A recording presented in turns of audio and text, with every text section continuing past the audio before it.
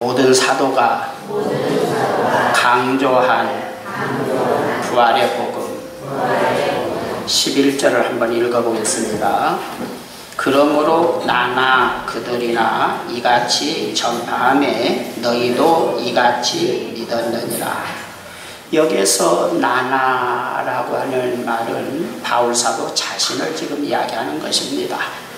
고린도 교인들에게 지금 부활에 대해서 말씀하고 있는 바울 자신을 나, 그 다음에 그들은 베드로, 요한, 야고보처럼 예수님께서 직접 택해서 사도를 택한 바로 그 사도들도 이 부활의 복음을 아주 힘써 전했다.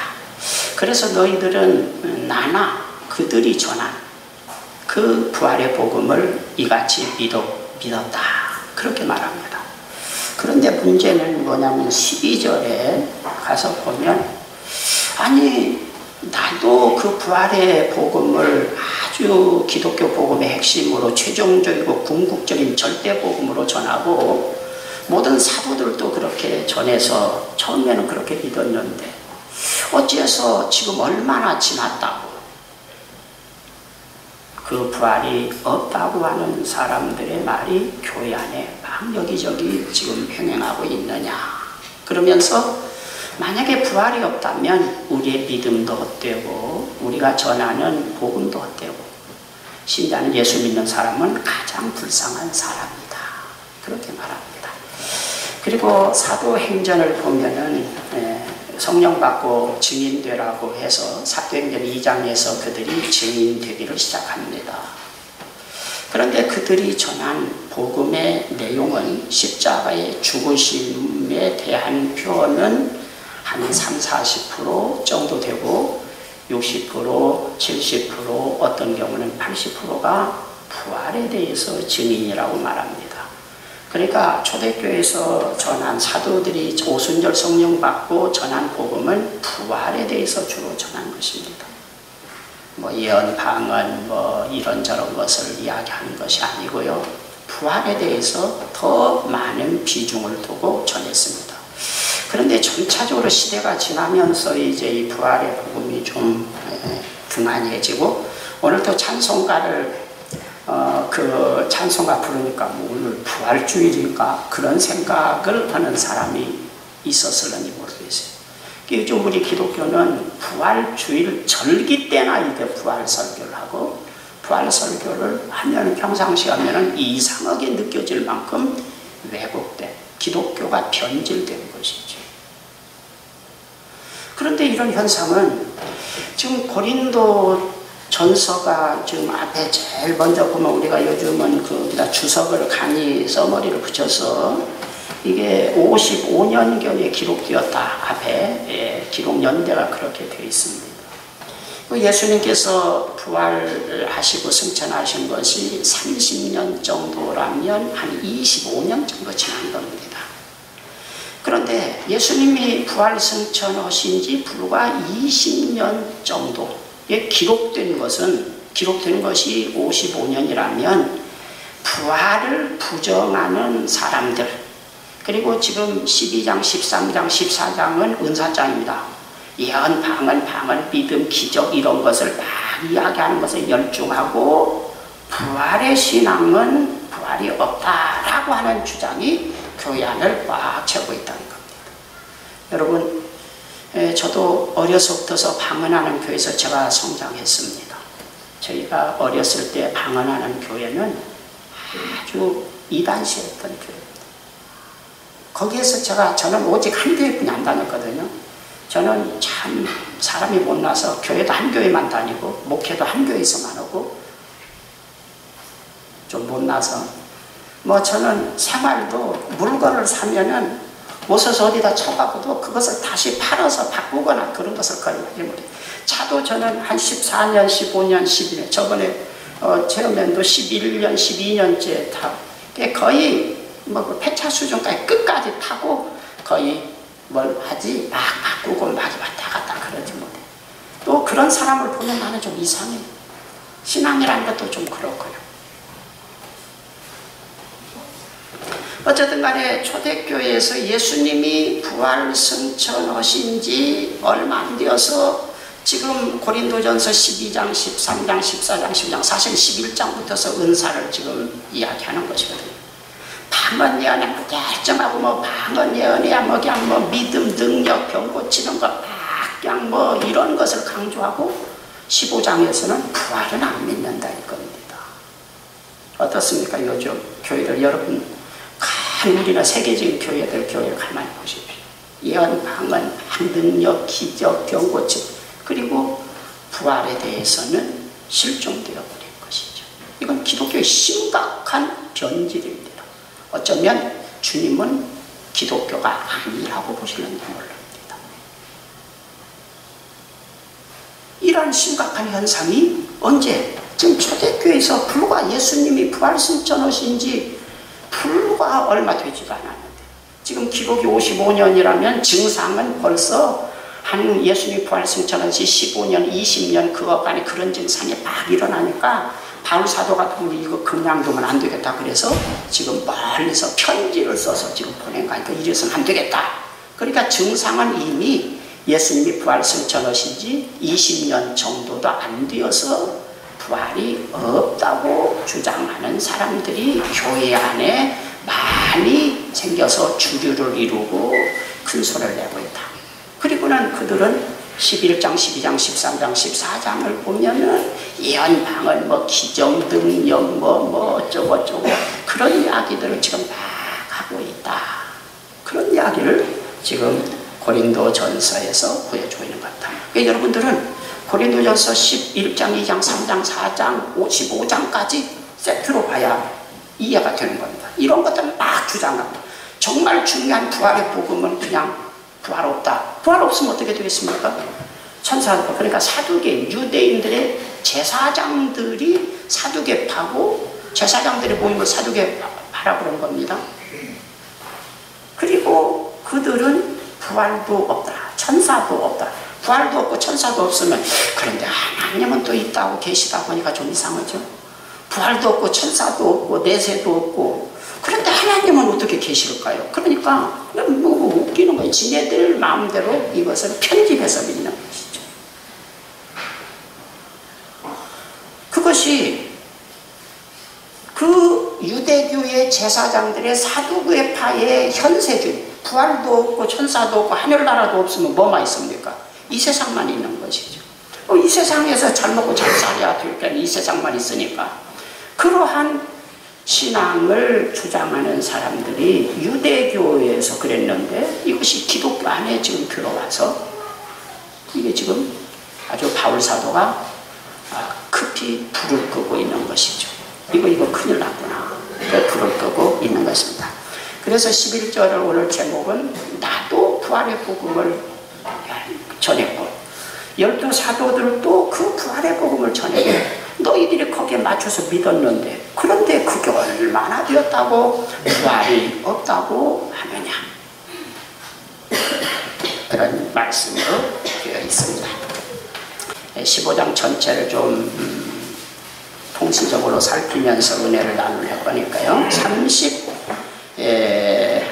35절부터서 38절까지 한번 읽어보겠습니다. 누가 묻기를 죽은 자들이 어떻게 다시 살아나며 어떠한 몸으로 오느냐 하리니 어리석은 자여 내가 뿌리는 씨가 죽지 않으면 살아나지 못하겠고 또 내가 뿌리는 것은 장래의 형체를 뿌리는 것이 아니요 다만 밀이나 다른 것의 알리갱이 뿐이로되 하나님이 그 뜻대로 그에게 형체를 주시되 각 종자에게 그 형체를 주시느니라. 그러니까 35절도 지금 시작은 너희 중에 부활이 없다고 하는 사람들의 지금 주장입니다. 죽은 자들이 어떻게 다시 살아나? 죽으면 끝나지 뭘 죽은 사람이 어떻게 다시 살아나? 한번 그럼 죽은 다음 어떻게 살아나는 건데? 어떻게 살아나 한번 말해봐. 지금 그렇게 지금 이야기한단 말이죠. 그래서 바울 사도는 그 말을 듣고 어리석은 자여 어리석다고 딱 어리석다는 말은 바보다는 말이죠. 영적인 바보입니다. 여러분들이 바로 앞에 고린도전서 11장, 12장, 13장, 14장 은사, 방언, 예언 이런 것에 열중하고 부활의 신앙에 대해서 여러분들이 좀 등하냐면 바보입니다. 영적인 바보들입니다. 그가 아무리 대단한 목사라도 영적인 바보입니다. 하나님께서는 그렇게 보시는 거죠. 어리석은 자여.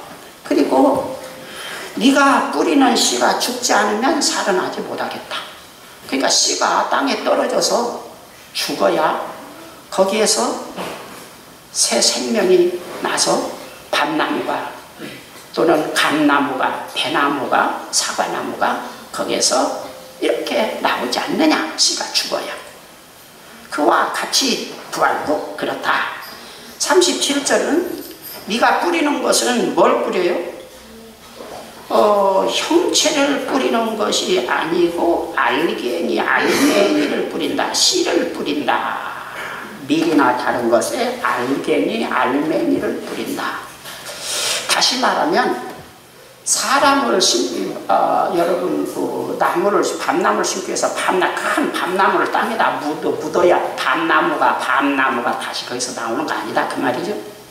어때? 밤나무 하려면 큰 밤나무 심어야 거기서 밤나무가 나오는 겁니까? 아니면 조그만한 밤 씨를 심는 겁니까? 그 원리를 지금 이야기하는 거예요. 그 사람은 뭐 감나무, 사과나무를 심는 것이 아니라 그 씨를 심는 것이다. 그러면 하나님은 그 씨를 심었는데도 그 씨를 하나님이 신비하게 역사하셔서 형체를 주신다. 밤나무, 나무 형체를 주시고 밤 열매, 사과라면 사과의 열매, 배라면 배 열매, 그 각기 색다른 고유의 형체를 주시는 것이다. 그러면서 그 밑에는 40절에는 하늘에 속한 형체도 있고 땅에 속한 형체도 있다. 그렇게 말합니다. 그게 부활입니다. 그러니까 우리는 지금 땅에 속한 형체, 지금 여러분 여기 앉아있는 사람이 구원 받았다고 할지라도 땅에 있는 형체를 가지고 있어요? 하늘에 속한 형체를 가지고 있어요? 땅에 속한 형체를 가지고 있으니까 육은 하늘나라를 유업으로 얻을 수 없기 때문에 육을 다 죽게 해서 벗겨서 그 다음에 하늘의 형체가 나오도록 하는 것이 부활이다. 지금 그렇게 지금 말씀합니다. 그런데 여기에서 이 형체란 말이 굉장히 기록된 그 헬라어를 보면 많은 생각을 갖게 합니다. 이 소마라고 하는 단어를 썼는데 이 소마는 신체, 몸 이렇게 번역되기도 하고 그림자, 실제가 아닌 것 이런 뜻으로도 번역됩니다. 불교에서는 참 잘 그 성경하고도 상당히 통하는 그런 관점을 가지고 있어요.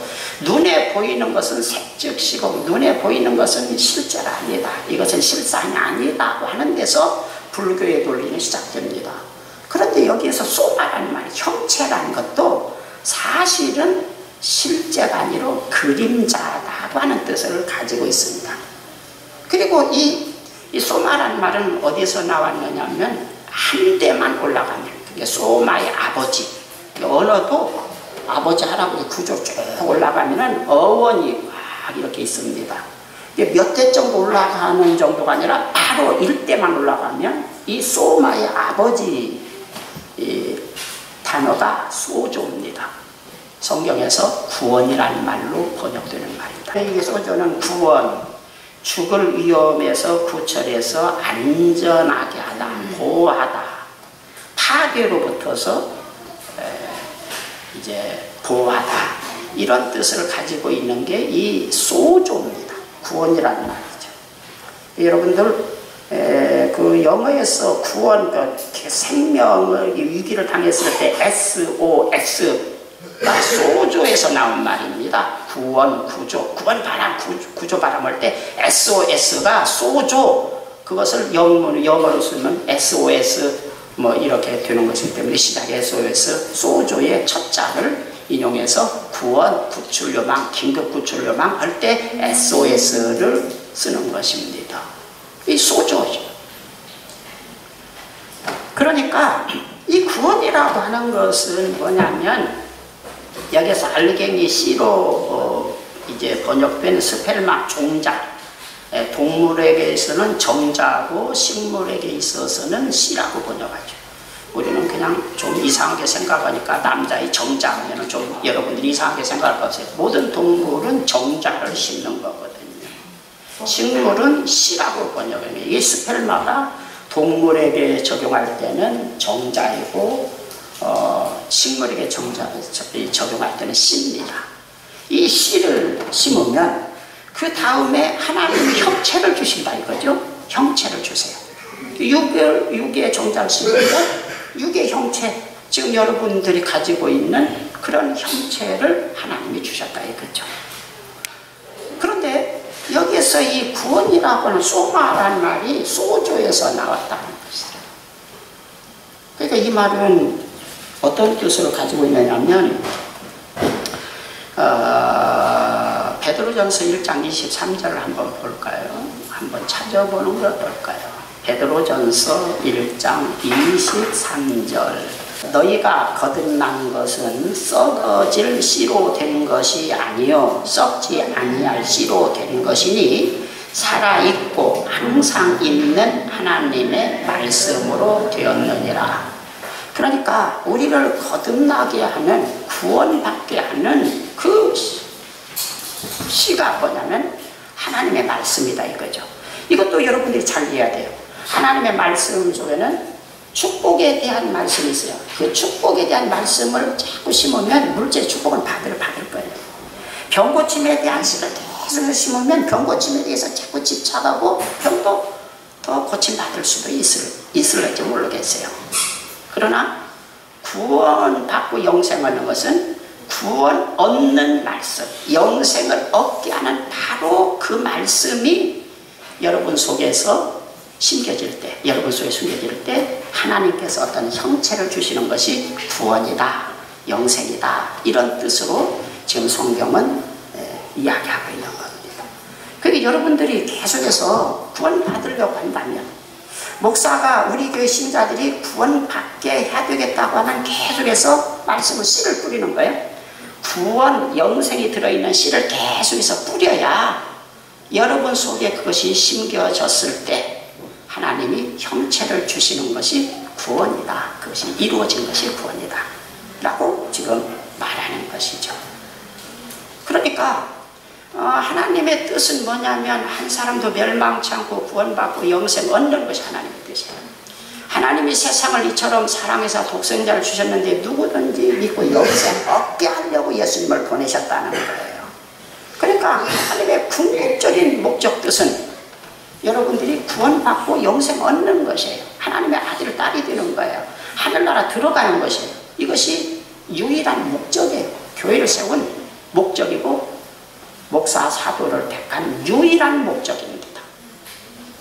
우리는 육을 가지고 있으니까 자꾸 육의 물질이나 건강이나 이런 것에 우리가 관심 안 가질 수 없어요. 육을 가지고 있으니까. 성경에는 그런 말씀도 있어요. 이건 부수적인 거예요. 주된 것과 부수적인 것을 이해하지 못하면 영적인 어리석은 자입니다. 바보입니다.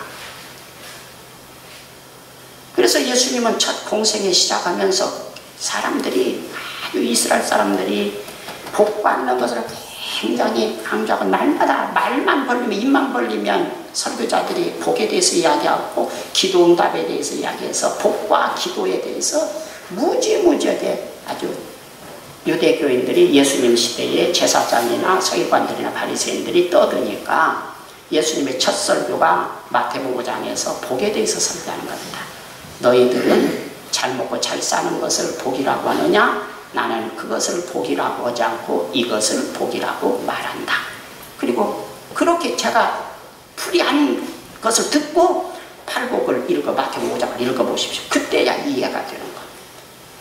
저는 방송 설교를 가끔 이제 어떤 때는 막 한 며칠, 거의 한 달, 20일 막 밤낮으로 시간만 있으면 CTS나 방송을 계속해서 보는 겁니다. 왜냐면 어쩌다 보면은 뭐 누가 어떤 설교를 하는지 모르니까 시간만 있으면 한 달이나 뭐 어떤 경우는 한 달 반이나 한 20일은 그냥 아침부터 밥만 먹고 그냥 개수해서 듣는 거예요. 그러면 누가 무슨 설교를 주로 하는가를 알죠. 어쩌다 한 번 들으면 몰라요. 그러면은 정말 신경이 곤두서 이게 기독교인가? 씨를 뿌리는데 영생 얻고 구원받게 하는 그 생명이 들어있는 씨를 뿌리지 않는 것이죠. 설교는 씨를 뿌리는 겁니다. 여러분들은 설교를 그냥 재미있게 잘하는 것을 원하지만 그것은 뭐 이제 각기 능력이고요. 재미있게 하든지 안 하든지 여러분이 은혜 받든지 안 받든지 설교 중요한 것이 생명이 들어있는 본문을 이야기하는 것. 제가 저번에 중국에 가서 이제 선교사들이 제 자녀들이 거기 선교사 주류하니까 제가 이주영 선교사에게 밤에 오기 전에 먼저 이야기할 시간도 없어요. 거기 가더라도. 그래서 밤에 거의 밤새워서 이야기하는 것이 좋은 설교는 텍스트가 말한다. 본문이 어디냐를 보면 설교를 잘하느냐, 복음을 전하느냐, 복음을 안 전하고 있느냐를 알 수 있어요. 저는 여러분들이 본문을 보십시오. 대다수가 텍스트가, 본문이 복음을 이야기하는 본문을 정하는 거예요. 뭐 그냥 방언, 그냥 죽고 그런 본문을 거의 보지 않아요. 어쩌다가 조금 설명할 때 이제 그것도 필요하다. 그런 것이 본문 자체를 뭐 그냥 방언하고 믿음하고 병나고 기적하고 이런 본문들 자체를 택하지 않아요. 왜냐하면 본문을 설명할 수밖에 없으니까. 그래서 이 교회는 여러분들이 지난 20년 제가 안산에 와서 안산에서 오신 분들이 여러분들은 거의 다 본문 자체가 여러분이 만약에 주보 책을 가지고 주보를 그 전에 주보를 가지고 있다면 보십시오. 본문 자체가 복음을 표시한 바로 그 본문을 가지고 있다는 거예요. 그리고 본문에 충실하게 설명하다 보면 복음은 자연적으로 증거되는 것이죠. 그래서 저는 이주영 선교사에게도 본문이 굉장히 중요해요. 엊그제 이제 후임자로 뭐 좀 오려고 지금 우리가 지금 기도하고 저번에 설교도 들은 그 박 목사에게도 내가 한두 시간 정도 그런 얘기했어요. 본문이 어디냐? 설교는 잘하느냐 못하냐? 본문 그 자체만 제대로 읽기만 해도 하나님의 말씀을 읽고 어떤 사람은 거기에서 은혜를 받고 그것을 더 이해할 수 있도록 설명하는 정도지 설교가 본문 이외에 다른 이야기를 하는 것이 아니다. 본문을 복음이 들어있는 본문을 택해야 된다는 것입니다. 여러분들이 뭐 어디 부흥회 가서 뭐 또 하여튼 대단한 목사님들 본문 그 자체가 복음을 다루고 있는 본문이 아니다 그러면 속으로 에이 이렇게 뭘 줘야 돼요? 좀 어떤 경우는 사람들이 소리치 에이 그게 무슨 다 나와버려야 되는 거거든요.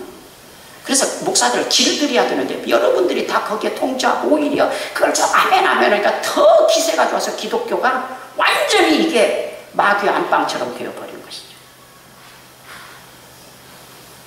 본문이 복음을 다루고 있는 본문을 채택했느냐 이것이 제일 중요한 것이에요. 그리고 여러분들은 본문만 읽고도 좀 여러분들이 신앙생활을 한두 해 하는 것도 아니고 정말 그러네. 본문에서 하나님께서 말씀하시는 그 말씀이 여러분 속에 심겨진다면 그것이 구원의 형체를 하나님께서 구원이라는 형체를 입혀서 우리 속에 구체화되도록 하시는 것 이것이 구원이고 영생이다. 그것을 이 성경은 지금 원어의 발달 이런 과정을 통해서 우리에게 말씀하고 계시는 것이죠. 그러니까 하나님은 씨를 심는다 이거죠. 그 형체를 심는 게 아니에요. 그 씨를 심고는 그 알리갱이에요. 겉은 맹맹하고 그 별 볼 일 없어요. 어때요? 사과 씨 어때요? 여러분 배 씨 어떻습니까? 그거 먹어요? 뱉어내요? 뱉도록 하셨어요. 뱉어야 그놈이 가서 떨어져서 씨가 나도록 하니까. 그러니까 동물들이 막 그거 맛있다고 먹는데 씨는 딱 맞아서 뱉어야 그놈이 떨어져서. 그게 이 동물들이 그걸 가지고 다니면서 여기저기 퍼뜨리도록 하기 위해서 그 맛있는 사과나 감이나 이런 것을 주신 거예요. 그러면 가져가다가 여기저기 하면은 거기 여기저기 종자가 막 번성하는 것이죠. 잘 이해하셨습니까? 뱉어야죠. 뱉도록 되어 있어요. 그래서 그 씨가 형체는 다 우리가 그냥 취하고 씨만 심어도 그 속에서 또 어떤 그 감나무의 이파리, 꽃, 향기, 열매의 형체가 나오게 하신다. 그러면서 구원이 담긴 하나님의 생명이 속에 깃들어져 있는 그 씨를 심어야 우리가 구원받는다. 그래서 베드로 사도도 너희가 거듭난 것은 썩어질 씨로 되는 것이 아니요 썩지 아니할 씨로 되는 것이니 살아있고 항상 있는 하나님의 말씀으로 되었다. 하나님의 말씀 중에서도 내가 여러분이 착각이 할까 봐서 구원과 영생과 하나님의 생명이 들어있는 바로 그 말씀을 읽고 소개하고 또 그것을 여러분이 이해할 수 있도록 설명하는 것이죠. 이게 설명이죠. 이것을 계속해서 있다면 교회들은 숫자는 좀 적어졌을는지 모르지만 하늘나라 들어가는 사람이 훨씬 많아졌을 겁니다. 오늘 우리는 숫자는 많은데 문제는 세상 교회는 부흥됐는데 하늘나라가 부흥이 안 됐다는 겁니다. 하늘나라 들어갈 사람이 많지가 않다는 것입니다. 이게 하나님의 고민이죠. 자, 이런 노래가 있잖아요. 정훈이라고 하는 가수인가가 꽃밭에 앉아서 꽃잎을 보내 고운 빛은 어디서 왔을까 아름다운 꽃이여 꽃이여 뭐 그런 노래를 부르더라고요. 좀 배우고 싶었는데 제가 노래를 잘 못해가지고 그런데요. 자, 장미의 아름다운 빨간색은 어디서 왔을까? 개나리의 아름다운 그 맑은 노란색은 어디서 왔을까? 자, 또 뭐 사과의 그 열매는 어디서 왔을까? 장미의 그 향기, 나일락꽃의 그 향기는 어디서 왔을까? 그 향기 갖다 심는다고 향기가 나는 거 아니야? 그 사과나무 갖다 심는다고 사과가 되는 게 아니고 사과씨, 그 씨를 조그마한 거 심어도 하나님께서 형체를 주셔서 장미를 심으면 빨간색, 노란색이 거기서 나오도록 하시고 개나리를 심으면 개나리는 빨간 개나리를 못 봤어요? 개나리 꽃은 해맑잖아요. 아주 해맑은 노란색이잖아요.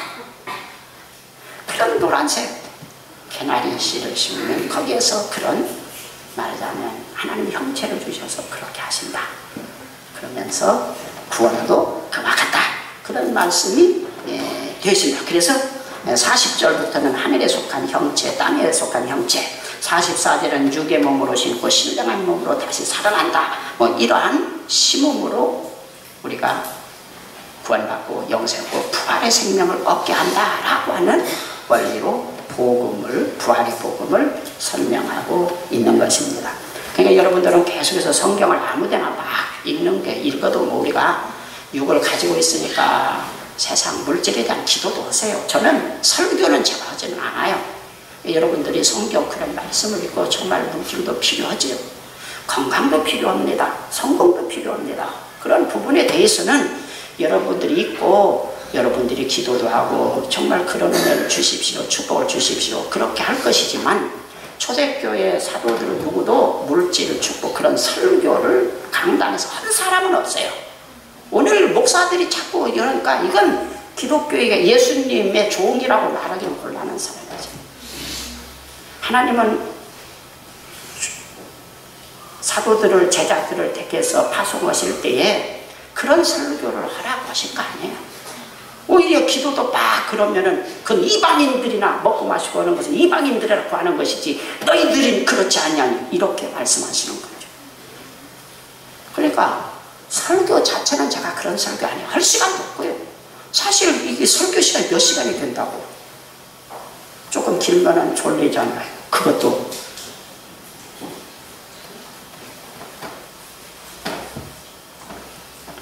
그래서 그 생명에 들어있는 말씀을 여러분들이 자꾸 찾아서 읽고 앞뒤를 읽고 반복해서 읽고, 그래서 그 말씀 속에 있는 하나님의 말씀의 씨가 여러분 속에 떨어져서 정말 그것이 구체가 돼서 형체를 입는 것, 그걸 구원이라고 해요. 소마 소주가 그 어느 좀 보니까 그렇게 됐더라고. 그 형체를 하나님이 주셔서 그것이 이제 다 구체적으로 형체가 되는 건 예수님이 재림하실 때 부활의 몸을 가지고 구체화되어서 하늘나라에 가서 실제적으로 여러분들이 살게 될 겁니다. 그것을 기대하시면서 여러분들이 신앙생활을 하기를 주의 이름으로 축원합니다. 그럼 부활이라고 하는 것이 무엇이냐? 부활, 아나스타시스라고 하는 헬라어를 썼습니다. 아나라는 것은 다시 그냥 계속해서 반복해서 시작하거나 일어나는 것을 아나라고 말합니다. 그러니까 나무가 뭐 이제 엊그제 부산에 그 경주에 지진 난 데다가 그쪽 지역에 막 폭우가 뭐 굉장히 제주도 그쪽에 많이 쏟아져 가지고 막 천변 울산 같은 경우는 그 주차장 천변 주차장에다가 차선한 데가 갑자기 물이 걸어가지고 한 60여 대가 막 떠놀러 가서 뉴스에 막 나온 거 보시지 않았어요? 그냥 논밭 그냥 막 비닐하우스로 다 막 엉망이 되었죠. 벼가 이렇게 다 쓰러지면 우리는 아이고 저거 뭐 먹고 사나 막 그냥 농부는 막 그냥 그러지만 한 몇 개월 지나면 그 벼가 쓰러진 벼가 다시 다 나 안 죽었어. 그리고 다시 다 일어나죠. 그걸 안 하라는 거예요. 쓰러져가지고 다 죽은 것 같아요. 이제 농사 패분했다. 그런데 항상 장마 되면 뉴스에 뭐 그냥 뭐 과일이 얼마 떨어지고 벼가 해가지고 금년 어쩌고 그런데 한 2, 3개월 지나서 추설 때쯤은 그냥 막 너무나 많이 거두어가지고 막 남는다는 어쩐다니 그런 이야기를 여러분들은 항상 들었을 겁니다. 그게 안 쓰러진 것 같지만 그 속에 생명이 있기 때문에 나 안 죽어서 또 다 고개를 들고 쓱 일어나는 것입니다. 이걸 안 하라고 말합니다. 이 부활이라는 것은 우리 육이 겉사람이 죽어도 부활이라는 것은 주님이 오실 때 나 안 죽었어. 사람이 볼 때는 다 썩어서 분해가 되어가지고 형체 뼈 하나도 남김없이 다 없어진 것 같지만 나 안 죽었어 하고 일어나는 것이죠. 이것을 설명하는 것이 과학적으로 설명해 질량불변의 법칙입니다. 그러니까 이 종이를 불에 태우면 없어지잖아요. 없어지지만 이 종이가 불에 타오면서 그 속에 있는 에너지, 그 질량은 우리 눈에 안 보이는 이런 색으로 기화되어서 흩어졌지만 원래 그것은 불변이다. 그래서 뭐 질량불변 이런 이야기를 하는 것이죠. 영적으로도 우리가 육체가 죽어서 썩어서 다 없어진 것 같지만은 주님이 오시는 날 안 죽어서 하고 다시 뻘떡 일어난다. 그런 뜻의 그 접두와 아나를 붙인 것이죠. 스타시스는 이렇습니다 겁니다. 다시 일어난다. 이게 부활이라고 하는 것은 이 아나스템이라는 아나스타시스 아나스테미에서 나온 말인데요. 크게 고함친다. 다시 일어난다. 불굴의 아주 큰 능력 이런 뜻을 가지고 있습니다. 구르지 않는다. 불구르는 것은 어디가 누가 막 짓밟으면 굴하고 고개 숙이고 그래야 되는데 고개 숙이고 엎드리지 않고 다시 일어난다 이거죠. 불굴의 어떤 큰 능력 이런 뜻을 가지고 있는 것이 이 부활이라고 하는 단어입니다. 그러니까 큰 소리친다. 부활이라는 말 자체가 초대교회 사도들은 성령 받고 큰 소리치는데 예수님이 너희들이 예수님을 죽였지만 다시 살아나셨다. 우리도 다시 산다. 그 예수님이 심판주로 다시 오신다. 큰 소리를 외치는 겁니다. 지금은 너희들이 뭐 로마 가이사 헤로당 대제사장 이런 너희들이 힘이 센 것 같지만 너희들이 힘이 센 것이 아니다. 우리는 다시 영원히 하늘나라에서 너희들이 죽여도 다시 산다. 너희들이 다 뺏어도 다시 산다. 이러한 영적인 원리를 복음을 큰 소리로 외친다. 그래서 어떤 의미에서는 아나스타시스라고 하는 단어를 썼을 것입니다. 15장 2절을 한번 볼까요? 오늘 고린도전서 15장이 부활장입니다. 하도 부활을 안 믿으니까 바로 앞에서 뭐 그냥 연방언, 뭐 능력, 병고침 그런 이야기만 하고 부활을 안 믿으니까 지금 그것을 14장 마지막 한번 좀 볼까요? 제가 은사장 마지막이 어떻게 되느냐면 바로 15장 바로 위에가 있잖아요. 40절 모든 것을 품위 있게 하고 질서 있게 하라. 그전 성경은 적당히 해라 이렇게 번역됐어요. 야 좀 적당히 해. 여러분 지나치게 바꾸면 뭐라고 그래요? 야 좀 적당히 해라. 적당히. 그거 틀린 건 아니지만 지나치면 틀린 거야. 그렇죠? 적당히 하면 괜찮은데 그것이 지나치면 틀린 겁니다. 그래서 그 39절에는 내 형제들아 예언하기를 사모하며 방언 말하기를 금하지 말라. 그러나 적당히 해라. 이렇게 된 것이죠. 적당히 해야 돼요. 방언 예언. 뭐 방언 예언 뭐 그냥 믿음 병고침 뭐 그것이 기독교의 표지인 것처럼 이야기하면 그 사람이 잘못된 겁니다. 여러분의 인간의 영적인 어떤 본성을 이용해서 이거 여러분들을 아주 잘못되게 만드는 거예요. 적당히 그런 것은 해야 됩니다. 그러나 부활의 신앙은 정말 올인하고 적당히 해서는 안 되고 전적으로 해야 된다는, 믿어야 된다는 것을 부활장의 15장에서 강조하고 있는 것입니다. 2절 한번 읽어볼까요? 너희가 만일 내가 전한 그 말을 굳게 지키고 헛되이 믿지 아니하였으면 그로 말미암아 구원을 받으리라. 있습니까? 부활의 복음을 굳게 지키고 믿으면 그 믿음이 구원받는 믿음이다 이겁니다. 아셨습니까?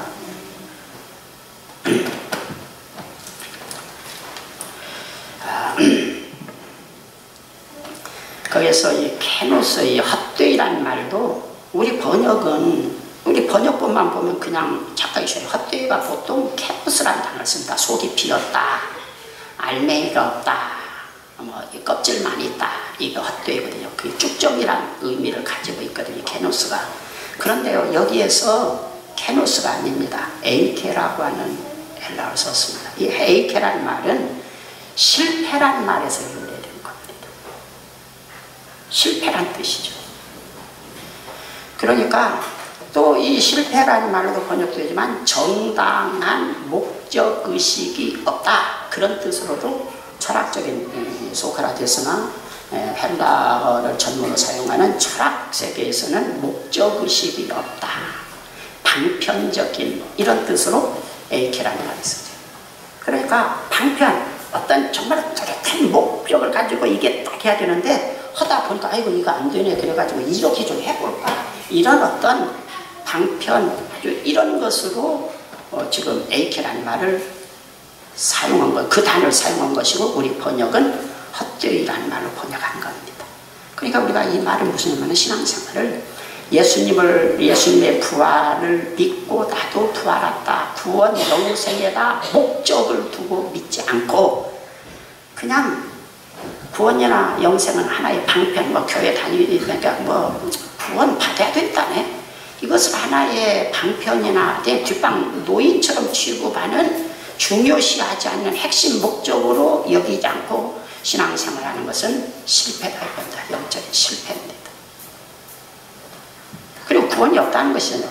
그리고 그렇게 제대로 목적의식을 가지고 딱 거기다 초점을 맞춰서 신앙생활해야 이로 말미암아 너희가 구원받는다. 그렇게 말하는데 그것을 구원의 복음, 영생의 복음, 부활의 복음에 대해서 목적의식을 분명히 하고 믿지 않고 그냥 방편으로 그냥 어쩔 수 없이 뭐 좀 부활에 대해서 설교해야 되겠네. 뭐 그냥 들먹거리기만 하는 식으로 해서는 구원이 없다 하는 뜻으로 지금 2절에 되어 있는 것이죠. 여러분들이 자기 자신을 잘 살펴야 돼요. 자기 자신을, 내 신앙이 무엇을, 다른 것은 다 잃어버려도, 내 생명을 잃어버려도, 초대교회 신자들은 그냥 뭐 논밭을 다 잃어버려도 내 생명을 빼앗긴다 해도 이 구원받게 영생하게 하는 이 복음은 내가 포기할 수 없다. 이걸 붙잡고 사는 거거든요. 그 결과로 구원받았다는 것이죠. 그런 사람을 하나님은 구원하신다는 것이죠. 그런데 우리는 이러한 아주 어떤 목적의식 없는 것, 에이케죠. 실패죠. 그래서 헛되이 믿는 것이라고 말해요. 다시 한번 2절 보겠어요. 너희가 만일 내가 전해준 그 말, 내가 전해준 그 말이 뭐예요? 자, 4절, 5절 보십시오. 3절, 4절 보면 내가 받은 것을 먼저 너희에게 전하였노니 이는 성경대로 그리스도께서 우리 죄를 위하여 죽으시고 장사 지낸 바 되셨다가 성경대로 사흘 만에 다시 살아나셨다. 이것을 기초해서 내가 전해준 그 말을 굳게 지키고, 헛되이라고 하는 것은 목적의식 없이, 에이케, 목적의식 없이 이러한 신앙 목적의식 없이 믿는다면 너희들은 구원을 받지 못할 것이고, 그것을 굳게 지키고 목적의식을 가지고 믿는다면 이로 말미암아 너희가 구원받을 수 있다. 이렇게 지금 말씀하는 거죠. 그러니까 여러분들이 신앙생활에서 어떤 말씀에 목적의식을 두고 집중하고 생명선처럼 여기고 그것을 거머쥐고 예수님을 믿느냐가 여러분의 구원을 결정하는 것입니다. 그냥 막 싸잡아서 다 이렇게 그렇게 성경 가르치지 않아요. 우리 갈라디아서를 보이는데 그런 신앙을 경계하고 있는 거잖아요. 그래서 복음 아닌 것을 막 의미 부여해서 막 하는 것을 아주 갈라디아서나 로마서에서는 집중적으로 공격하고 있는 것이죠. 이단입니다. 지금 건전한 간판을 건 이단입니다. 지금 교회들이. 무서운 자기들이죠. 자, 그 다음에 58절 보겠습니다. 거의 끝내야 되겠죠.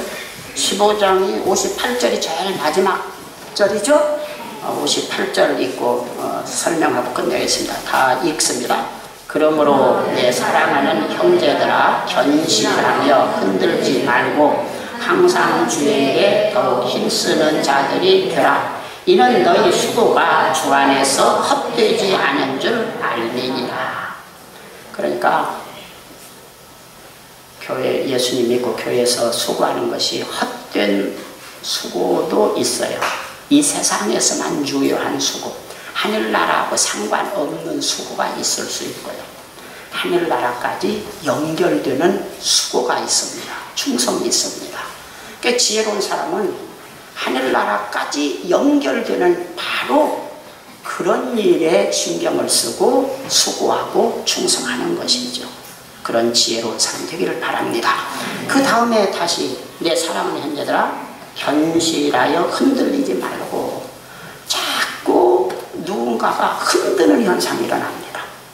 그게 아니야. 이게 어떤 막 그냥 뭐 바로 지금 고린도전서 12장, 11장, 12장, 14장, 14장 바로 앞에 있기 때문에 예언 당은 그거 이야기잖아요. 지금 쭉 그런 것을 가지고 부활신앙을 자꾸 흔드는 거예요. 이것을 뒤로 밀쳐내고 이런 것에 집중하도록 정신 팔리도록 너희들을 꼬시는 일, 흔드는 일이 있을 건데 흔들리지 말아야 된다는 것이죠.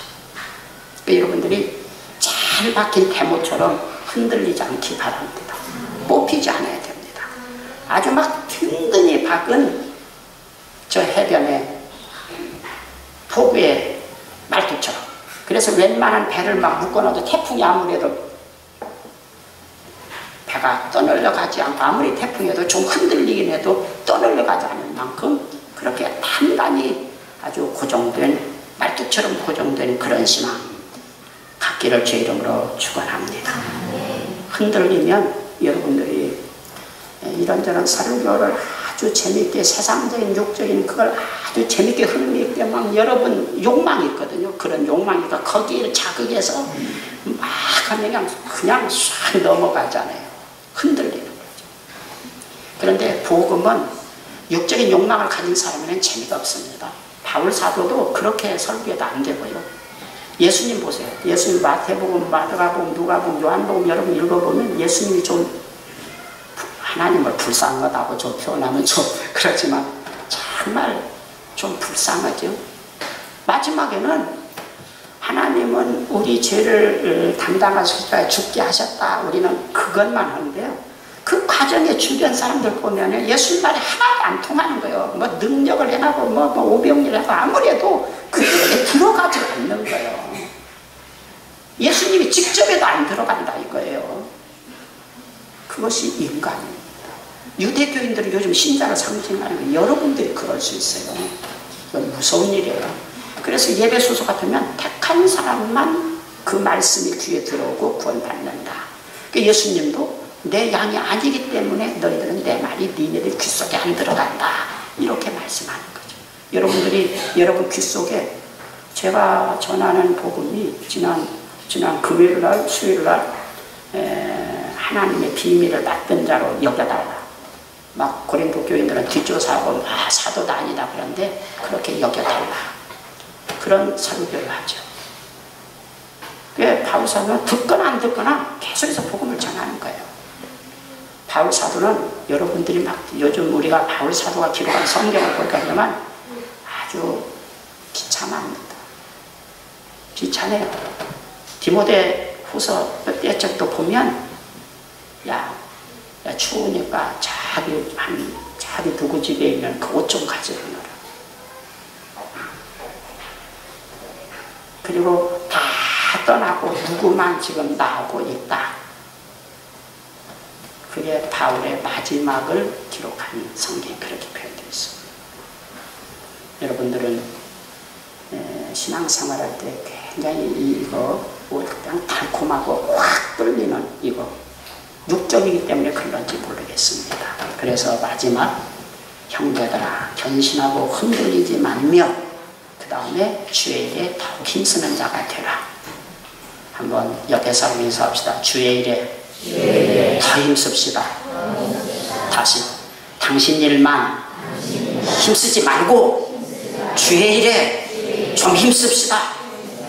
그렇게 말이 되죠. 자기 일에는 그냥 힘을 확 쓰지 반잠 한 잠 쓰잖아요. 그런데 주의 일은 어때요? 하나도 양심이 안 잘려는 사람은 회개해야죠.